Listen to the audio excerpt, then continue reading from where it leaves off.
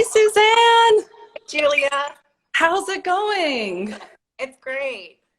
Sorry for the little bit of a delay here, but Oh, problem excited at to get into it. all. So why don't you quickly give a quick introduction, since everybody knows I'm the accessories director at Marie Claire. Yeah. I am decked in my Boma today, Oh, so beautiful. Yeah. yeah, it looks amazing. I love these pieces. They're stunning. Yeah. Well, thank you. Well, firstly, thank you for having me. It's such a joy to be here with you speaking about sustainability. Um, I am the CEO of Boma Jewelry. We are a family-owned company. We're about 40 years old, and Boma was started by my parents in 1981.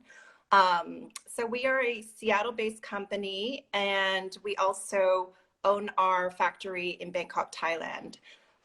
So we're a vertical company. We're not only in retail, but we're really, for the last 35 years, we've really been focused more on manufacturing, private label, and wholesale.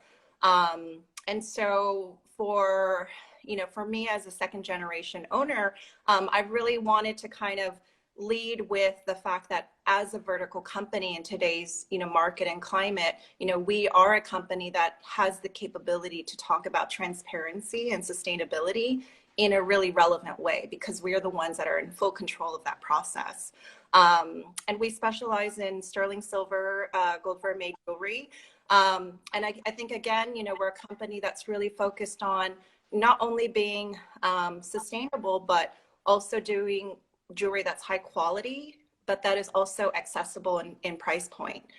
So it's really the intersection of those things that really make us that is our focus, and that we really want to continue to sort of keep marching towards when it comes to quality, sustainability, and continuing to do things in a better way for people and planet. Totally. I mean, I subscribe to all of those things. So I'm really excited for us to kind of get into a little bit more specifics when it comes to sustainability and all of that. But I think one of the most timely topics right now is sort of like how COVID has really shaped, I guess, and changed so much of how people operate on their businesses day to day. And especially in sustainable businesses, like, you have these amazing practices, and sometimes because of COVID restrictions and things like that, you're kind of, having to shift. So why don't you tell me a little bit more about how that's sort of shifted your day-to-day operations? Yeah, I think at the beginning of the pandemic, we were really concerned about, sort of how everything was going to change. And then I think quickly, few weeks into it, we really wanted to see where we could use this moment to sort of stop the kind of chain reaction of the way that we do things from a timing point of view, and just reflect and figure out how we were going to maneuver this pandemic, and how we were basically going to come out of it stronger. So on the back end, we did a lot of things. Whether it was reassessing inventory, or understanding sort of production lead times and schedules, going into other channels of business that we had never done before. We really kind of looked inward and reassessed, where do we want to be after this pandemic, and is that really what we see for the next 5-10 years, and making sense? And that's that kind of gave us a lot of it inspired us in the sense that we were able to sort of like, instead of panicking, we were just in kind of like work mode. And I'm really happy and proud to say that 9 months in, I feel like we've done a lot of great work in terms of all of that back end reassessment. And obviously the pandemic is this horrible thing, but for us as a company, I think we've used it to bring more efficiency, and we wouldn't have been able to do that without the pandemic. So and I say that, and it's been really challenging. It's been really hard. My employees have struggled. It's been hard for my factory workers. So that's a given. However, I think in the bigger picture, that's sort of how we're, wanting to kind of look at things. Totally. And I've heard from many other brands that I've had some kind of similar conversation with. And obviously, at our magazine too, we've definitely had to pivot in many ways, but there's been some obviously positives and negatives that have come out of that. But yeah, it's been just a very strange and interesting time, but a good way to kind reset and refocus and all of the above. So I think now let's get into sustainability. So Yeah. I think it's been kind of become such like almost like a, I would hate to say cringy term for people in fashion, just because I think a lot of people still don't really know what sustainability means or really what it stands for, and kind of use it as like a blanketed term for anything that feels like green-ish, which obviously then can lead to greenwashing and kind of misleading information to the consumer. So why don't you talk me through a little bit more about what sustainability, in quotes, I like to always put it there, means to you and to Boma? Yeah, I think I love that question, because I really agree with you. I think in general, it is a cringy thing, and it's really hard to understand what it means to every brand because it's different. I think one of the things for Boma is that whenever I meet someone, or if I talk about the company, when I talk about sustainability, I feel like the foundation of our values and understanding of sustainability is really this long-term vision for a company. And I met someone recently who, advises social purpose companies. And we're a social purpose company, we're registered as a SP Corp. For us, it's really this idea that we are trying to... Right. Can you explain a little bit more about what that may be? Because I think there's a few people who maybe don't necessarily know, like, what that's for a company. Yeah, I'm happy. Sorry, I didn't mean to cut you off. I just felt like that was that's great to clarify. So, benefit corps or B Corps, it's actually a legal, classification that companies can apply for. And basically what it means is you're legally required to consider environmental and social issues into your everyday decision making. So it's really that triple bottom line. It's people, planet, and profit. So, kind of reassessing this idea of what the purpose of CEOs and company leaders, they're just supposed to drive, the most profit for the company. It's reevaluating and, pivoting the company to say that, yes, profits are really important, but if we are compromising on people and planet, that's not the right balance. And so that, we actually became an SP Corp last year, but, the confusion maybe is that, benefit corps are actually popularized by B Corps, and in states like California or Delaware, it's actually called B Corp, but in Washington state where we are, we don't have B Corp, so it's called SP Corp, so Social Service Corp. So, just in terms of, talking to a company and asking them, like, why do you exist? Like, what are your values? If they don't really reveal that they have any value or vision about social and environmental issues in their business, that's one thing. It's from the foundation, right? Like, that's really important. So for us, I think it's really, sustainability is the value system of why we exist. And I met someone who really helped kind of shape this idea in my head that, basically our company it's not a company with a mission, it's a mission with a company. And that's really what I feel. Yes. I love that. And I love that, why, like, that validation of why you exist in the first place. Because obviously as an editor, I see so many brands, and sometimes it gets to a point where you're just like, we're diluting the market with the same kind of things. And, there's, the stories aren't strong enough to stand apart, and the from editorial perspective, it's not enough to say like, oh, this is a very special, piece of personal jewelry versus this, and it gets kind of a little bit muddy. Yes, yeah, and and on a personal level, we're a family business. I am a mother of 4 kids, and so whenever I think about my role as a leader, I really think about my children's generation, and I think about this fact that I inherited this company from my parents that was worthy for me to inherit, because we have our manufacturing, we have like an amazing workforce that has been with us for 20, 30 years. And I think about, when my kids are in their mid-30s, like, what kind of company does Boma need to be?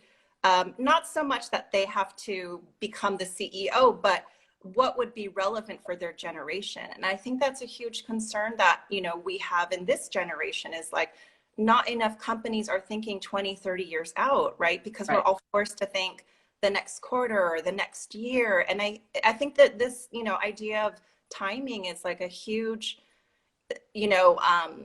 it's something that we've really been able to, I think, reassess with the pandemic. However, companies are just trying to survive, right? And people are just Right. trying to get food on the table. So it's really hard, to balance. But I would say, I'm in a privileged situation with Boma that we already have those resources. So we are just gonna like charge ahead and figure out like what kind of company should we be, the next generation from now. Right. And I think it's like something like as obviously so heavy gravity as the pandemic to really shape like putting things in perspective and to slow down for a minute and be like, okay, what is the point of view? And obviously not just the point of view, but the overall purpose. And obviously like, as the days go by and, all these companies are having a really hard time like organizing and staying afloat. It's not, the priorities aren't like, okay, Yeah. how can we double last year's profits? It's more Right. like, what are we doing here? Can we sustain through this year? And what are the goals that way? And I think that's a really important, like, I don't know, introspective moment for obviously so many brands in this business right now. But so as the second generation of leadership in Boma, what parts of the brand philosophies do you still very much maintain? Or are there other places where you feel like you could take them further or kind of pivot in a little bit of a different way? Yeah, I love that question. So I think for Boma, at the core of what we do, and I mentioned we really specialize in private label and manufacturing. I feel like what makes us, a company that's been able to withstand and survive for so many years is because we really believe in quality. And so quality means like the quality of the materials. And typically when we talk about ethically sourced, it's because there's some, you're paying a cost for the materials because you actually know where they're coming from. Right. So I think quality is like this, value point that we want to keep. I think moving into the next few decades, I feel like quality is not only like the actual material and how it's sourced and how it's made. It's also sort of like the vision of the company, the ability for a company to be transparent. What is the company doing in the community? What's the company in terms of values? What kind of example is it for other companies? So it's sort of like building from that, sense of value and then expanding on it, as a brand and as a company. And so I think that that's where I, would really like to be able to keep moving. I also would say in terms of environmental and social, we, for the last, 40 years, I think we've done a really great job when it comes to social in terms of taking care of our employees, providing living wages, essentially providing careers for our workers for a lifetime. But in terms of environmental, we still have a lot of work to do. I think we're really proud about what we're doing, but I would love to get our factory to be 100% renewable energies in the next year. And that was something we had started this year and it got a little bit delayed, but that's a plan that I want to execute next year. So if we can be a factory in terms of product, for all of our production, and we can be carbon neutral or even carbon positive, that's something that I feel like is a great example of how we are actually, setting a plan, able to do it, and actually doesn't necessarily, it will actually, in terms of investment, it will like come back to us, not in terms of just the cost of like our energy bill, but sort of the value, right, of being a company that chooses to invest in, green energy. 100%. And in terms of like getting, consumers on board with that, like how do you envision that idea of transparency, but also the excitement and getting people, it's not just about the fashion. How do you get people motivated by the better causes? Like, what do you think is the best way to do that? Because obviously people who are searching for brands like this are always going to be in that loop. But I think, kind of getting sort of the regular average shopper involved is sort of the biggest challenge. And how do you see about how you'd approach that? Yeah, I think that's a really, it's a really critical issue for customers. I think it's so confusing. I think I really empathize with the fact that, when you're shopping, it's really easy to be sort of encounter greenwashing, and you don't know the terminology, you don't know the details. So I think for us as a brand, you know, Boma specifically, I feel like we just have to keep working on communicating that. And I think we have to be really inclusive and very accessible in terms of how we communicate that. I think because if we're really successful, we're able to kind of talk about sustainability to a person who's maybe not super, you know, hardcore about it, right? And it's the person who isn't even thinking about it, but then they love the product, they love the brand, they love the price. And then the fact that we're sustainable just even makes them more loyal and excited about the brand. And then, you know, over time, I think they start to pay attention to some of the things that maybe we talk about. And I think that's really our approach. But I think we have to make it easier, and, you know, the communication is really key. 100%. And I feel like this year more so than ever, maybe it's because we've all slowed down, or we're really much more on social media, and that's sort of like our, you know, lifeline to the outside world right now. But I feel like people are really taking interest, and I know personally myself, just how I consume anything on a day-to-day basis. And I'm like, I want to be giving my money, like, is it giving my money to like a fast fashion brand? Like, is that worth it for me? Like, does that feel good in the moment? Like, kind of, but not really anymore. I feel like people want to know, okay, like, what's the impact of this particular piece? How am I contributing to that chain, and all of the above? That I think, you know, my job in media is also just to kind of keep pushing that idea of sort of like, just because, you know, it isn't brand new hanging on a rack in a huge store, does that mean the value is not the same as, you know, it being produced,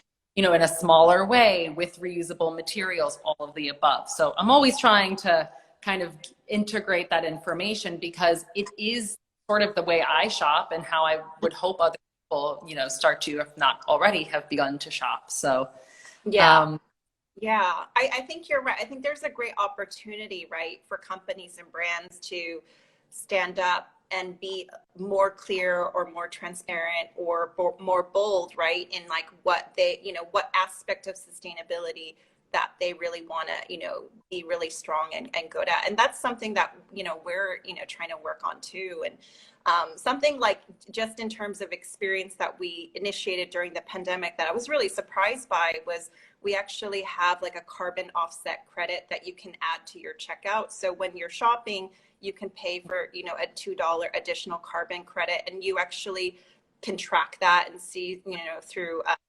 blockchain, like where those credits go and how they're used. And I thought, you know, well, people are so price conscious, I don't think they're gonna add, you know, or pay that $2. And I'm really proud, and I'm really happy that a lot of, like, I would say about customers use that for checkout. We work with a company called Carbon Click, and we are one of the top brands that, you know, is basically customers are, you know, contributing to this carbon offset. So I think that's really exciting, but it's been created in a way that's very accessible, and it's also very clear, right? I think it's those things that always kind of make, you know, things complicated. If it's not accessible and clear, I think, you know, it's a lot of work, right? It might be too much work. So yeah. And I'm seeing a few comments as we're having this conversation pop up, and, you know, I think some people are saying, is it something about you come to this realization, you know, as you get a bit older, of like what quality is and how to understand like where your hard-earned money goes, as opposed to like just, you know, you have your little bit of like allowance cash to blow it on something fun or whatever. And, you know, then somebody else just kind of commented in that, saying that Gen Z gets it better than the more mature clients. Like, I think it is part of this idea of just also undoing consumerism.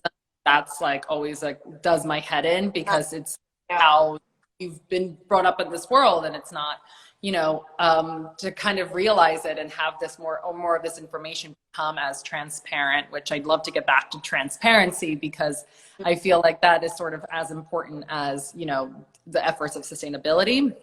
But, you know, what do you think about, you know, the more wiser consumer, and how they've, you know, how do they understand this concept of, you know, putting your money where it's worth?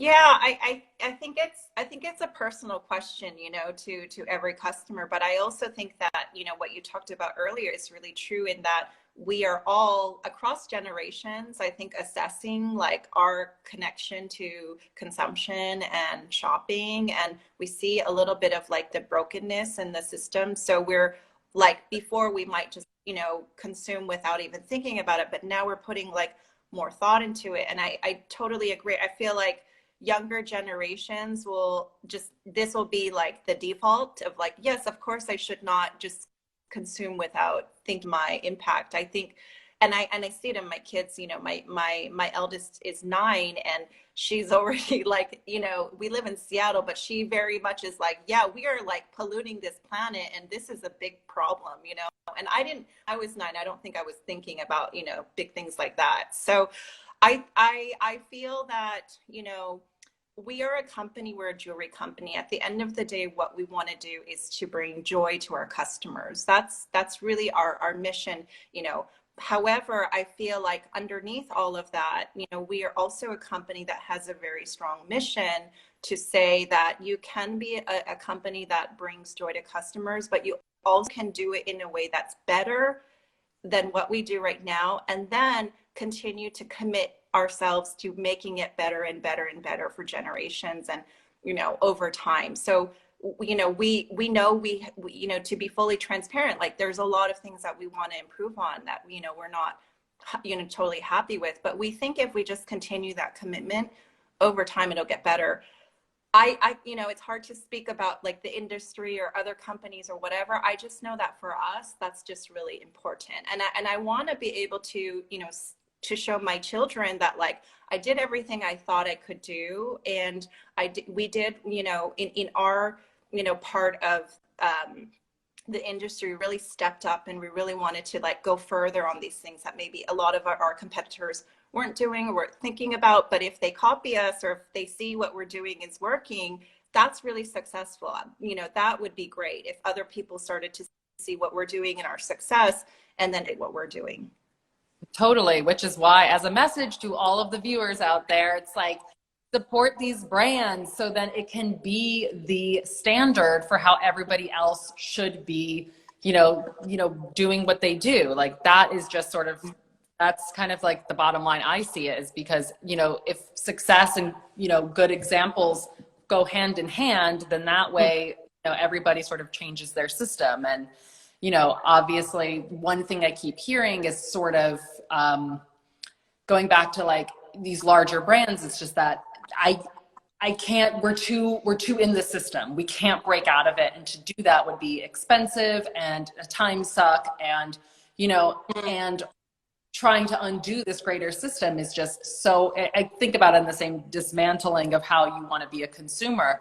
But, I think we should also credit a lot of these brands too for doing smaller steps and trying to be better where you can be better, because that's sort of the best they can do at the time. But I think that, as consumers, we all need to be aware of where you're putting your money and who are you supporting, and that support, like it's kind of like a vote. Like we talk about this all the time when sort of talking about representation things too. It's, who you're following on Instagram, who you're liking on Instagram, who you're giving your money to. It's your vote as a consumer and as an individual. So, I think the best you can do is always just like, think about where you're casting your vote. That's I think from an individual scale, one of the best things you can do. But can you, I just want to segue into something I wanted to hear more about, was the Boma Girlfriend. Yeah. So I started the Boma Girlfriend in 2016, really because at the time I was still based in Bangkok. So before I moved back to the US, I was based in Bangkok for 8 years, and I worked with our production team for about 4 years. I actually come from a different industry. I worked in architecture and design for most of my career, and then I came in and I kind of took over the company about 5 years ago. And so when I came into the industry, I recognized that on the retail and wholesale side, we had no communication of the fact that we actually own our factory and we invest in our workers and we have all these community programs. And those are things that we've actually been doing for decades. And that's one of the reasons why we have, you know, our workers who have stayed with us for 20, 30, some 35 years. They've known me since I was literally like a little baby. So I, yeah, so you know, the Boma Girlfriend, a program where we like actually communicate that these funds that we put aside, we have been putting them aside, but we put them aside so we continue to, you know, support community programs like education scholarships, which we do every year for the workers' children. We do probably about 6 different community programs, you know, throughout the year. So some of them can be like, you know, work vacation trips for families to be able to go out of the city and, you know, get away with their kids. Sometimes it can be like a donation. It can be like a book drive. It can also be, as you know, can be related to like health. It can be like a blood drive, or we bring like, you know, a government agency to come in and do like health checkups. So it really runs a spectrum of like whatever our workers need. It also could be like yoga classes. We also have like meditation. So we'll have like someone, you know, who comes and does like a meditation session with, you know, 200 workers. It's really, we have a really amazing dynamic HR director at our factory, and she's really creative and she's really passionate. So it's really sort of like whatever she feels like the workers are really, you know, excited or interested by, like those are the programs that we, you know, continue to support. And so the Boma Girlfriend is actually like a fund where we commit a certain amount of money, and then every year we try to increase that 15%. So we have the base programs that we've been doing, but then every year it's sort of like Boma, our brand, also commits more and more to that that fund every year. And so I think, you know, and then I think the more meaningful part of it too is that we actually show with like visuals and pictures to our end consumer, like, this is who we are. These are our workers. These are our workers and their kids. And I think that's like a piece of, that's like, you know, I think a connection that is really missing in like, you know, Western, you know, retail is like, you don't know who makes, you don't know who makes your product. You don't know there's a It's almost like a novelty when you get the card that's like, oh, it was hand packed by so-and-so. And you're like, cool.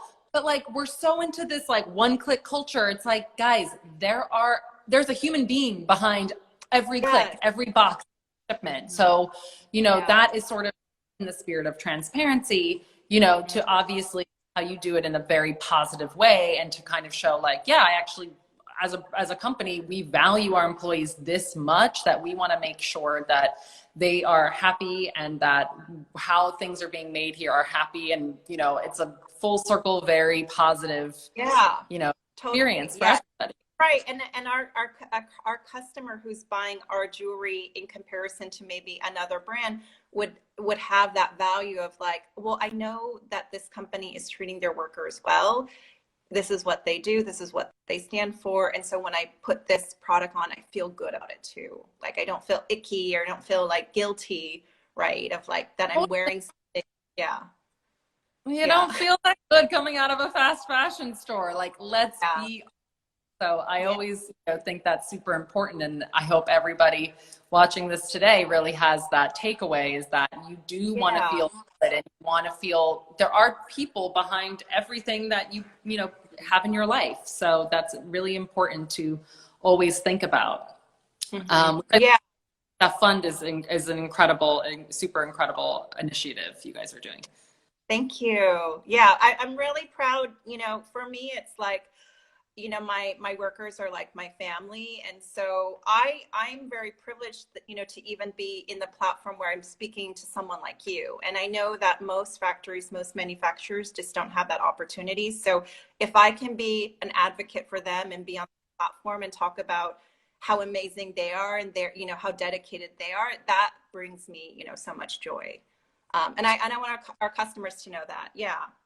Completely. And it's like, I don't think many other brands have that, you know, bragging right in so many sense where, you know, there's this, again, the system is too big, or it's too out of anyone's hands to understand where it all trickles down. And that's, ties back to sustainability and, understanding, the scale of your brand and, how it all is in one big, system and a cog in the wheel and all of that. So I think that's wonderful. And I hope everybody got a lot out of that, because I think that's wonderful. Yeah. So I cover obviously tons of different categories of accessories, from jewelry to, oh no, I have Suzanne kind of on a, yeah, you're back. We're good. Sometimes you just need a little reset. Okay, good. I know what happened.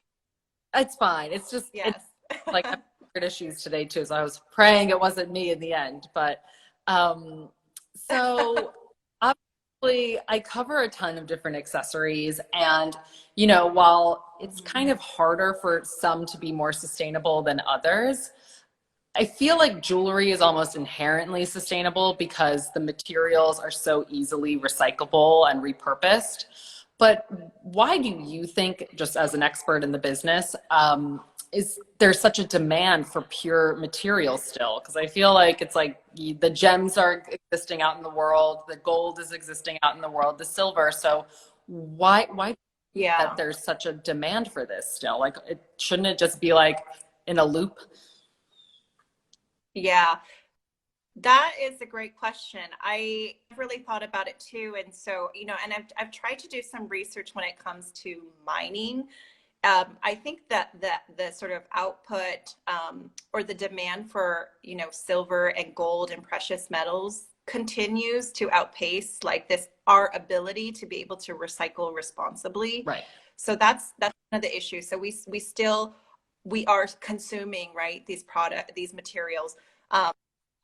But, to talk about sort of the kind of process of recycling, it's just very inefficient.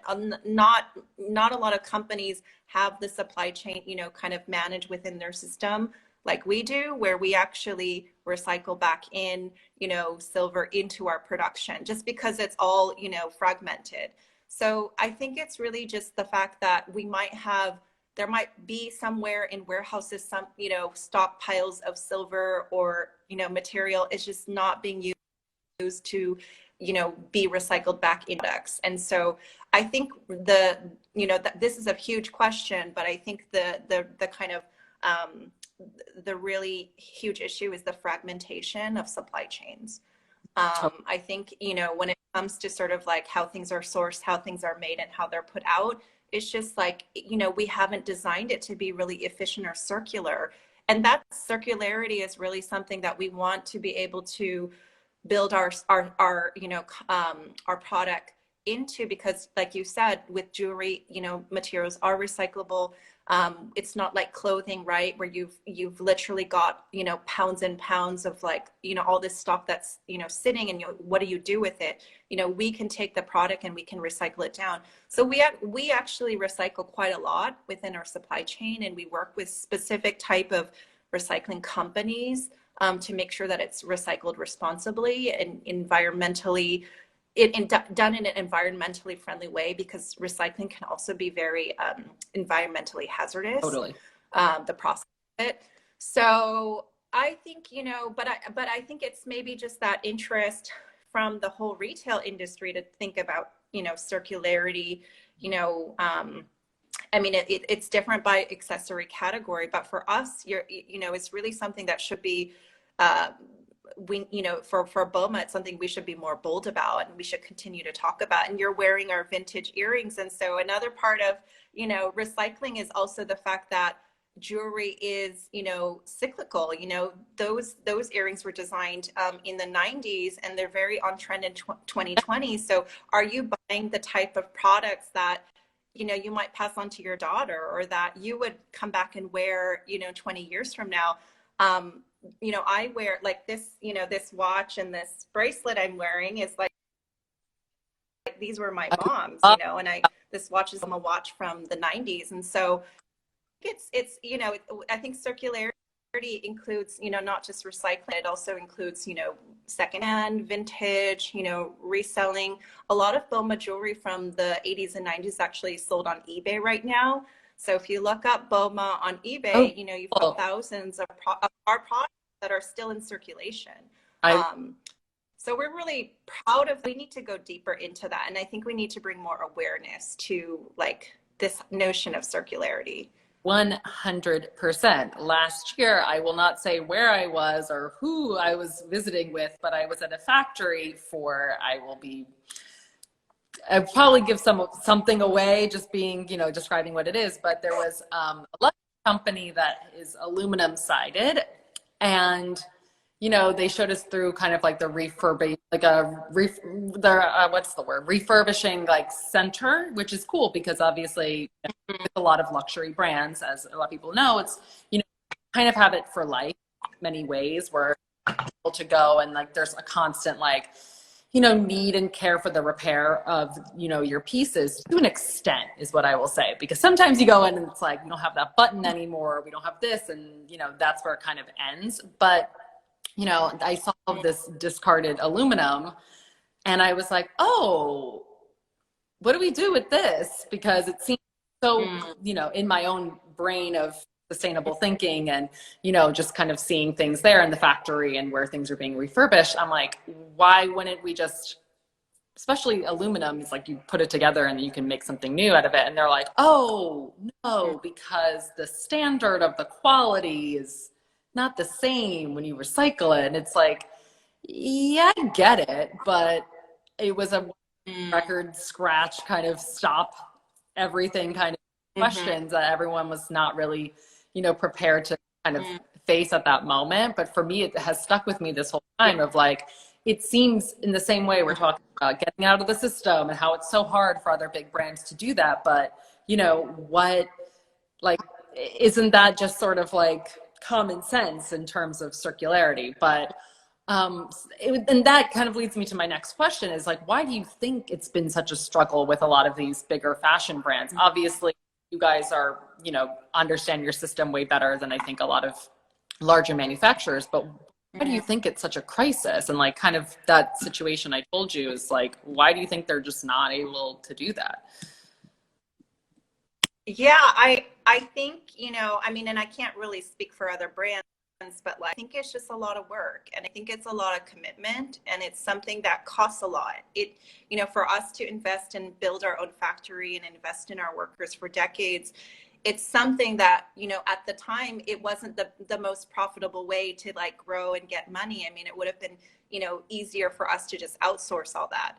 But I think because we're so values driven, we really, we saw the need for us to kind of also differentiate, ourselves and do that. And I think it really just goes back to this, idea of like long-term vision and values. I feel like that's really the foundation of every company. I know there's like big companies that, the leadership is wanting to pivot into that, if they're not, right? But if they really are committed to that, then they do have the means, they do have the ability to make those changes, but they're very hard decisions.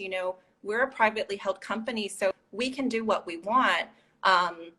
And we have that freedom and independence, and we really like being able to do that, right?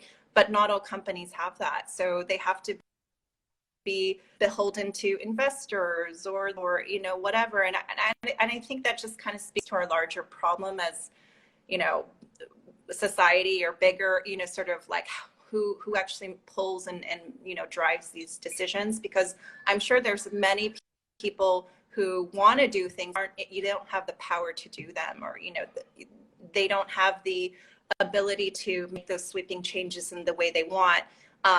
So I think for the problem at hand, I think that's one of the things. But I'm hopeful that the consumer evolving in the next few generations and years is just going to demand all these things. So it will eventually catch up to the people who are decision makers, because the customer will be more aware, they'll care more about transparency, and they would expect it, so I think it's, I think it's just timing, and hopefully we get there sooner than later. Totally. I mean, we have to. And I think that Yeah. you know, I'm talking to everybody on here, but you know, that really is in the power's in the hands of the consumers. And like Yeah. every brand every brand knows that. So it really is, you know, it's up to us to really, you know, determine and shift that change. It has to be. Um, so I think kind of our last question before I open it up to everybody else who's stayed in and wanted to see what's going on with, you know, our great convo. So what do you think should the jewelry industry and maybe overall the fashion industry, what do you think is the one thing they really need to focus on in terms of sustainable production? Because obviously everybody's trying in their own ways, but what do you think is the one thing that's sort of the biggest holdup? Yeah, I mean that's a very tough question. But and I'm very biased in my perspective. What I think is that, you know, for the founders, the entrepreneurs, the people who are building companies or managing companies, I think it's really for them to have a stronger commitment to their supply chain. We are a company that owns our supply chain, and I don't expect every brand to do that.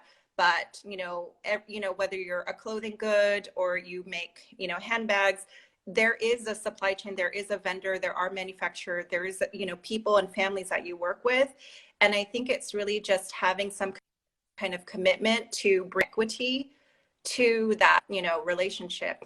So when it comes to like the pandemic and the fact that all these major retailers just like canceled orders or return things, I mean, what do you, those small makers, they just can't survive. So I think it's equity is a big thing that we've dealt with in this world, and it's a huge issue, but I think equity is hugely tied to our issues with like climate change and sustainability. It's like when you go deeper, it's really because the system itself is so unequal, and somebody's really benefiting and someone is not. So whether you're like Allbirds or Everlane or whoever, you are they really committed to their full supply chain? Like they're leaning in terms of marketing and branding as a company that's sustainable, and that's what their customers are buying into. But when you look deeper, are they really being able to kind of share, the resources, and are they actually investing back into their supply chain? That's something I think is important. Oh, absolutely. And that leads me to, I guess we're opening the forum now. Greenwashing is what everybody wants to talk about. And it's very difficult thing for me to wrap my head around too, because I think in the media, we get served just the information that brands want us to, put out there. And that's, kind of a tricky thing for me. So I, as an editor, love to kind of like focus more on obviously smaller sustainable brands, because exactly who's making it and the full circle, but also, upcycling to me is so important, all of that. But what do you think, to give our great viewers here and just consumers in general, like what are the kind of red flags to look out for when, we're talking about greenwashing? Yeah, I would say, if the company has a commitment or talks about sustainability, and then you go to their website and everything is just very generic, ethically sourced, but it's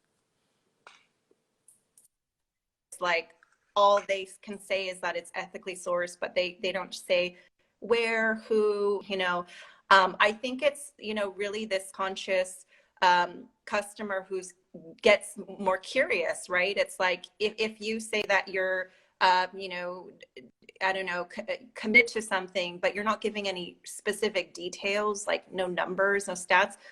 For us, we actually publish our environmental our EMS, our environmental management system. It's what we use to submit to B Corp. So we have all the details there and all the links. And so it also shows things that we do, but it's the things that we have yet to do. And so the timeline that we need to do it. I think it's, on one hand, I think it's just getting curious, but, I think a customer can make a pretty good judgment if what they're hearing from the company sounds so vague that it doesn't really feel like anything tangible or real. Maybe that company is you know, maybe they're inspired by sustainability, but they're not actually doing anything in the moment. Right. So I guess like maybe the biggest takeaway, I'm going to just check in on the questions here. Maybe the big takeaway is just like understanding transparency and valuing companies that are transparent, because the information is out there. And if you're proud to put the information out there, that means you're doing it for a reason. And if you're not, then there's probably a reason why you're not. So I think for everybody, you know, listening to this is like, listen to the facts. The facts are the facts. That's going to be helps you decide. Yeah, right. I think I also think Fashion Revolution, they have like some good resources for customers to sort of spot greenwashing. So you can like check their website and they give you kind of like tips for what to look for. Totally. And the Sustainable Fashion Forum always has information too. So they're always so everybody you have to follow and make sure you are always reading, because knowledge is power, big time. All right. I have a few here. Should we never purchase from fast fashion brands ever, or is it okay to shop at stores such as PLT? I don't know what that is. Every once in a while. I'm not sure what PLT is. Pretty Little Thing, maybe. I saw one, but I'm also happy to answer too. No, go you, Julia. Go ahead. I feel like, you know, you can shop at a fast fashion store, but I think the way that you should go in there, if you want a quick fix, or like, God forbid, you're on a trip and you need like a pair of pants and you don't want to like, you know, spend a ton of money. And that's happened to me while traveling a bunch of times. But there are pieces I've had from, you know, these fast fashion stores for 10, 15 years. Like, you don't have to consume it in a fast fashion way. Obviously, there are better places to spend your money and time, which obviously, like, you know, goes into your research and, you know, what kind of shopping you want to do. But, you know, if you are in a pinch and like you are killing time between a doctor's appointment, you pop into Zara, like, if there's something that you really love, you just think about like how it was made, if you really want to put that on your body, all of that. But I also think about how it's going to fit into your wardrobe and how long you envision yourself to have it. And I think that makes it better than just buying in a way for a quick fix. But for me, I think there are better options. So I don't know what you think about that, Suzanne, but. Yeah, I think, you know, I agree with what you said, Julia. I think it's like, you can't, you know, make yourself crazy about your purchases. I also think that there's something that's really positive in that I think people are reevaluating, you know, their consumption. So honestly, if that moment and you buy from a fast fashion brand and it still brings you joy and makes you happy for whatever reason, right? Like, no judgment, that's important. But if how you purchase, you know, over time, and you see that you don't get joy from that anymore, maybe you should, like, you know, abstain from that. So wherever you purchase, like, just listen to like what is really driving your need or your desire for that purchase. And I think we should really support brands that make you feel really good about, you know, the product that you're buying, the product that you're wearing, but also sort of like what's behind the brand. And I think that kind of sentiment of like joy and happiness behind, you know, with sustainability is like where we just have to kind of keep moving. Because I think if it comes from this, you know, notion of like fear and anxiety and like, you know, oh, I don't want to do the bad thing, like, that's probably not in kind of a general term, it's not really sustainable to live like that. You know, you just be wrecked and overcome with your fear and anxiety. So yeah, just listening to like what makes you feel good. Totally. But I also want to just put it out there to everybody too. Like, you can also always like sell that fast fashion piece on Poshmark, where somebody can go back and get it and, you know, feel about that too. And then also, like, you don't feel like it's just going off into the ether where like you donate it and like you don't know where it goes. But I do think sometimes it's kind of nice to know that there is like another second life you can give to pieces. And I think there are obviously stores and apps for you to do that. And it feels a little bit better knowing that like your piece has second life, even though you've maybe outgrown it or you know, you're just kind of sick of it. But I would recommend making sure you get as much use of it as possible. Let's see what question. how do you make the case to your investors that your priority at the start might not be the bottom line? I think that's like a little bit open to interpretation, but I feel like, maybe you can take it away about, people who, if your investors are, obviously people who help support your company, but people who are also contributing to your consumer, I guess. Yeah, I mean, I think that, if you're looking at it from like a business standpoint, I think that, we just have to look in terms of like what we believe, the end consumer wants over time. And I think that, sustainability, transparency, and ethically made goods are just going to become more and more of the demand, just sort of based on trends and what we already see. So the comment I think that's actually really good for business to kind of be aligned with what the customer now and in the future wants. Sorry, our person asking the question went back in and said that they meant that the focus at the start is building the infrastructure to be sustainable rather than make profits immediately. Yes, and I think that harkens back to something that you had mentioned about, making sure that that is part of your brand ethos from the beginning, as opposed to like sacrificing those pillars in order to make profits quickly. Yeah, and I think it's just also being really clear about like the cost of your product, right? Like the reality is we live in a world where we spend so much on sales and marketing, and we really don't actually spend. I mean, everyone in the fashion industry who's, really knows the cost of things is like the cost of the product is probably much smaller than what we end up spending on like brand and marketing and sales. So it's just, it goes back to that question of like, resource and how we're, spending into those things.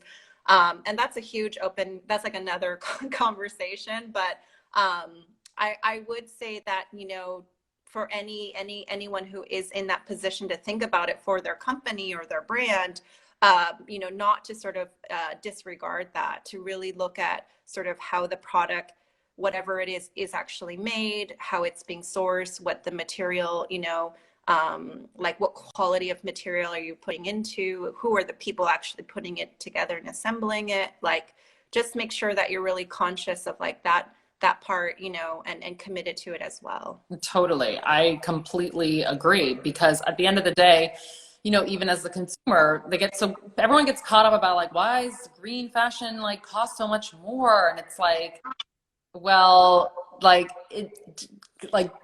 in context, like cost more than what? Like a super luxurious product costs more than fast fashion. Like, again, you have to also think about, the luxury of supporting a brand that is doing everything right.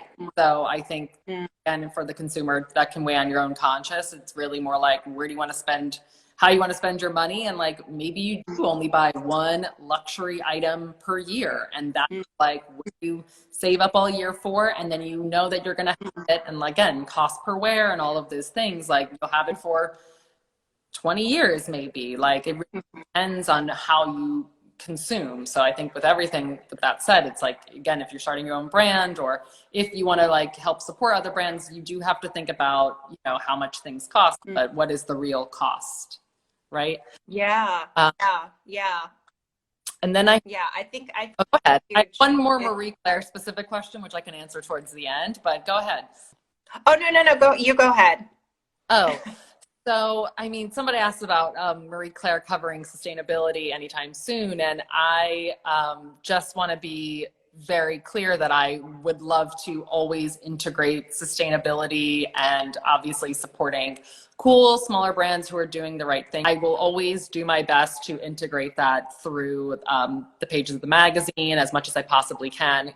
Obviously, it's our job to support fashion news and put that out there, but that doesn't always mean that, I can't include brands that are doing cool and things that I feel really good about and I want to get behind and put that out there for the readers. Because at the end of the day, it's my job to kind of put that out there for everybody and make sure that, the information that, we're putting out in the media is something we can feel good about, and that we want to make sure everybody knows that that's the way we should be shopping now. Mm-hmm. Yeah, and I agree, and I'm really, grateful to the Sustainable Fashion Forum and, Mary Claire, and just sort of this kind of, creating space, right, to have these conversations and go deeper and really talk about these things and share it with anyone who's, curious. I think it's so important. Totally. I mean, I agree. And I had so much fun with our conversation. I think we have one more last question about fast fashion brands again. Do we think they're at risk because of increasing environmental awareness? And I don't know if I've lost Suzanne again, but I'll take one for the team here. And I think yes. I think people are going to wisen up about fast fashion being maybe not the best place to shop, and to shop vintage if you want. There's very affordable options in vintage. It requires a little bit more work, but it makes you feel better than just fast fashion. So I think they all better watch out, because I think the consumers are getting smarter and smarter each day. Yeah, I totally agree with that. All right, we got about 2 minutes. Do we think luxury brands can go sustainable? I think they should try. I don't know if, again, like we said, part of the system is sometimes they're in too deep. They don't know how to get out and dig themselves out of that production chain. But I think what you had mentioned too is just sort of like how, even retailers and, department stores are dealing with their buys and sort of matching those numbers and making sure there isn't a ton of surplus going on sale and going to like the secondary discount stores and all of that. I don't know if you want to shed any light to that, but I do think that luxury brands have a lot of work to do. Yeah, I feel like, luxury brands, like, it's somewhere all of us have like a lot of work to do. I think, the truth is, like, when you're smaller, you're more nimble, but also when you're bigger, you actually have more impact, and you actually, with a few bold decisions, you can make a lot of change. I feel like still very much like there's always going to be an excuse not to make changes, not to believe in this vision of like how things can be better, how a brand could be emboldened to say, I know all my competitors are doing this, I'm going to step away from it, I'm going to go over here. And that's what we're about. It's just, it's not the consensus to do it this way, but we're just going to keep going. And I think the customer will, the customer that we're creating for will really see that and come along with us. So yeah, I think customers should still put pressure on bigger brands. I agree. To expect those things. And I love this conversation, and I'm so happy you were able to spend the time today with us to do this, Suzanne. I think it obviously has been super fun for me, and I just want to take a quick screenshot of us because I'm super excited to share this again in this conversation. And thank you everybody for tuning in, and thank you for the Sustainable Fashion Forum for linking us together and for this super fun conversation on a Saturday. I loved it. Thank you. I don't know if you can hear me. I can hear you. You're back.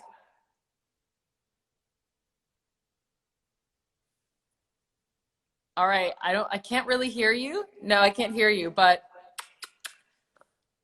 thank you so much. It was so fun. All right. I'll see everybody soon. Bye.